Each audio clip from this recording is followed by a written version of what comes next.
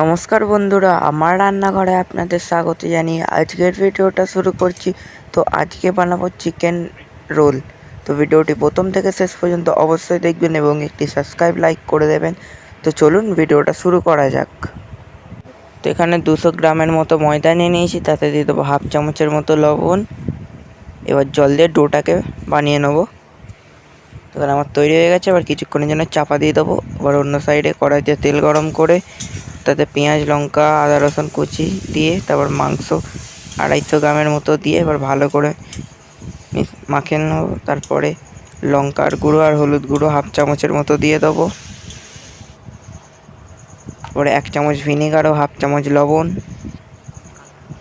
ও half চামচের মতো কাশ্মীরি লঙ্কা গুঁড়ো ভালো করে মিশিয়ে নেব। তারপর অল্প জল দিয়ে ধনে পাতা কুচি দিয়ে দেবো। তারপর 1 চামচ পিৎজা সস বা টমেটো সস দিয়ে দেবেন। তারপরে তৈরি হয়ে যাবে। অন্যদিকে চাপাটা খুলে এবার লিচি কেটে নেব। এবার ময়দার সাহায্যে বেলে নেব। এবার কড়াইতে বসিয়ে 2টো ডিম ফাটিয়ে নিয়েছি। এবার কড়াইতে তেল দিয়ে দেবো ডিমটা। তারপরে ওই রুটিটাকে দিয়ে দেবো। তারপরে তৈরি হয়ে যাবে। এখানে পেঁয়াজ কুচি, লঙ্কা কুচি, শসা কুচি আর গাজর কুচি নিয়ে নিয়েছি।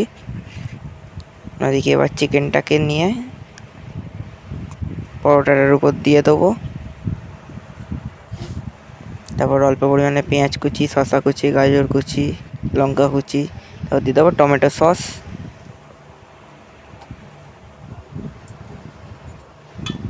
তারপর এবার একটা কাগজের সাহায্যে মুড়ে নেবো। এখানে আমার রোল হয়ে গেছে। তো আপনারা খুব সহজেই তৈরি করতে পারবেন। তো ভিডিওটা থেকে আপনারা বুঝতেই পেরেছেন। এবার চটজলদি বানিয়ে নিন এগ রোল।